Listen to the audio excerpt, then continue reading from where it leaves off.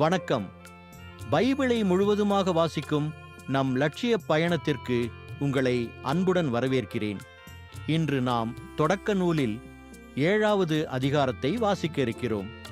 இதுவரை நாம் மொத்த நூல்களில் 0.5% நூல்களை வாசித்து முடித்துவிட்டோம். இன்னும் சில நூல்களை முடித்தால் நம் பயணம் வெற்றிகரமாகும். இன்றைய வாசிப்பின் மூலம் அந்த இலக்கை இன்னும் முன்னோக்கி நகர்த்துவோம். வாங்க தொடங்குவோம். வெள்ளப்பெருக்கு. அப்பொழுது ஆண்டவர் நோவாவிற்கு கூறியது, நீ உன் குடும்பத்தார் அனைவரோடும் பேழைக்குள் செல், ஏனெனில் இத்தலைமுறையில் உன்னையே நான் நேர்மையானவனாக காண்கிறேன். தக்க விலங்குகள் எல்லாவற்றிலிருந்தும் ஆணும் பெண்ணுமாக 7 சோடிகளையும், தகாத விலங்குகளிலிருந்து ஆணும் பெண்ணுமாக ஒரு சோடியையும், வானத்து பறவைகளிலிருந்து ஆணும் பெண்ணுமாக 7 சோடிகளையும் மண்ணுலகெங்கும் அவற்றின் இனங்கள் உயிர் பிழைத்துக் கொள்வதற்காக உன்னுடன் சேர்த்துக்கொள். ஏனெனில் இன்னும் 7 நாள்களில் மண்ணுலகின் மேல் 40 பகலும் 40 இரவும் நான் மழை பெய்விக்கப் போகிறேன். நான் உருவாக்கிய உயிரினங்களை எல்லாம் இந்த நிலத்திலிருந்து அழித்தொழிப்பேன். ஆண்டவர் கட்டளையிட்டபடியே நோவா எல்லாவற்றையும் செய்தார். மண்ணுலகில் வெள்ளப்பெருக்கு ஏற்பட்டபோது நோவாவிற்கு வயது 600. வெள்ளப்பெருக்கிலிருந்து தப்புவதற்காக நோவா தம் புதல்வர், மனைவி, புதல்வரின் மனைவியர் ஆகியோருடன் பேழைக்குள் சென்றார்.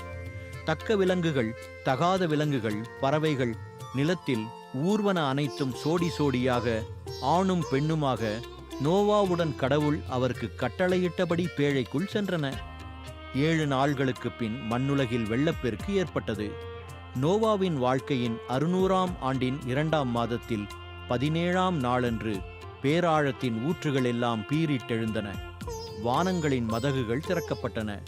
40 பகலும் 40 இரவும் மண்ணுலகில் பெருமழை பெய்தது.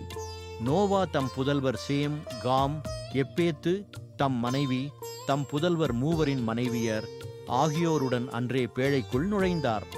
அவர்களும் அவர்களுடன் எல்லா வகை காட்டு விலங்குகளும் கால்நடைகளும் நிலத்தில் ஊர்வனவும் பறவைகளும் இறக்கைகளையுடைய யாவும் உயிருள்ள அனைத்தும் சோடி சோடியாக நோவாவிடம் பேழைக்குள் சென்றன. கடவுள் அவருக்கு கட்டளையிட்டபடி உள்ளே சென்றவையெல்லாம் ஒவ்வொரு உயிரினத்திலும் ஆணும் பெண்ணுமாக உள்ளே சென்றன. அதன்பின் ஆண்டவர் அவரை உள்ளே விட்டு கதவை மூடினார். 40 நாள்களாக பெருவெள்ளம் மண்ணுலகில் வந்து கொண்டிருந்தது. வெள்ளம் பெருக்கெடுத்து பேழையை தூக்க அது நிலத்திலிருந்து உயர்ந்து எழுந்தது.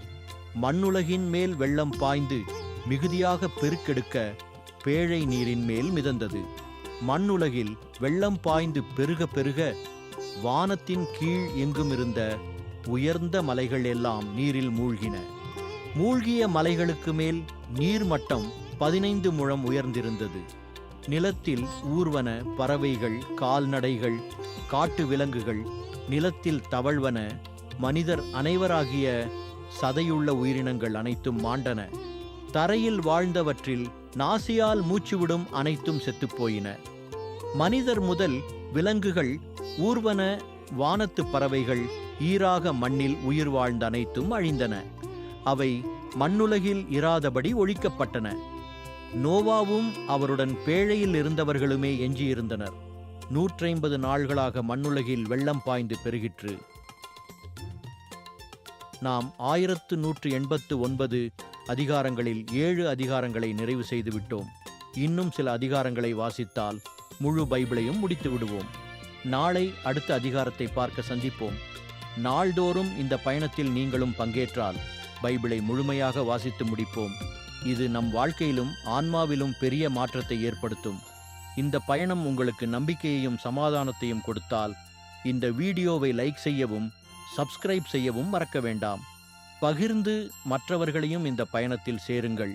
நாளை மறக்காமல் வாருங்கள்.